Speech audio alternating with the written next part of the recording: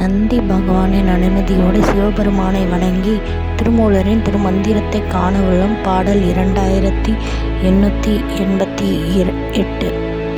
10 பரும் புலி யானை 15 வித்தகர் 5 வினோகர் 2 அத்த மூவர் 6 மருத்துவர் அத்தலை 5 அமர்ந்து நின்றாரே.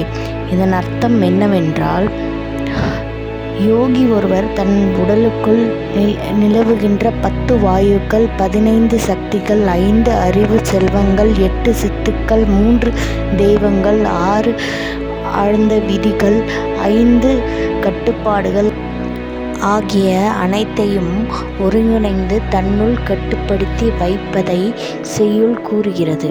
இதில் அமர்ந்து நின்றாரே என்றது அவர் சாந்தமாக நிலையற்றவரின் நடுவே நிலையோடு இருக்கின்றார். அதாவது ஆன்மீக ஒளியின் பூரணத்தில் தியான நிலையில் இருக்கின்றார் என்பதை சுட்டிக்காட்டுகின்றது. வாழ்க வளத்துடன். நன்றி, வணக்கம்.